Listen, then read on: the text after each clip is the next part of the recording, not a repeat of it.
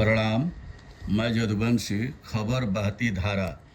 JNG के मुद्दों पर सरकार को आगे सतर्क रहना होगा। शिक्षा मंत्री धर्मेंद्र प्रधान के इस्तीफे के बाद भले ही पेपर लीक मुद्दे पर जेएनजी यानी काकरोच जनता पार्टी का आंदोलन खत्म हो गया, लेकिन जेएनजी के रूप में उभरी नई चुनौती आगे भी बनी रह सकती है। सरकार को जेएनजी के गुस्से को शांत करने के लिए उनसे जुड़े मुद्दों पर निरंतर सतर्क रहना होगा और उनका समाधान तलाश करने होंगे। खासकर शिक्षा और रोजगार से जुड़े मुद्दों पर जमीनी स्तर पर कार्य करना होगा। शिक्षा का बजट भी बढ़ाना होगा। पिछले 3 वर्षों के दौरान दुनिया के कई देशों में रोजगार, शिक्षा, भ्रष्टाचार आदि मुद्दों पर बड़े जेएनजी आंदोलन हुए हैं। हालांकि ऐसे आंदोलन की शुरुआत कोविड काल के दौरान ही होने लगी थी, लेकिन आरंभ में वो सफल नहीं रहे। वर्ष 2024 में रोजगार के मुद्दे पर बांग्लादेश में शुरू हुआ जेएनजी आंदोलन दुनिया का पहला सफल आंदोलन था। पिछले वर्ष डिजिटल सेंसरशिप को लेकर नेपाल में बड़ा आंदोलन हुआ, यहाँ सरकारें चली गई थी। इसके अलावा भी कई देशों में जेएनजी आंदोलन हुए हैं।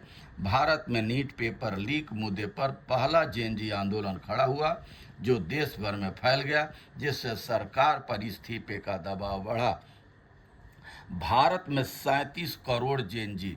यहाँ अहम है कि भारत में जेएनजी आबादी यानी 15 से 30 साल के आयु वर्ग के करीब 37 करोड़ लोग हैं। यह कुल आबादी का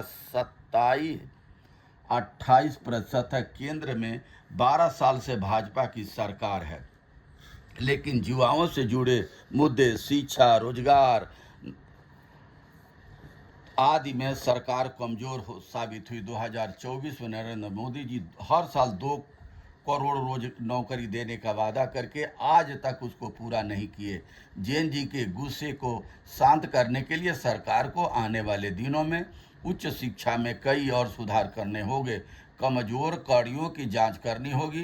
रोजगार सृजन, खासकर गुणवत्तापूर्ण रोजगार सृजित करने पर भी जमीनी प्रयास होंगे।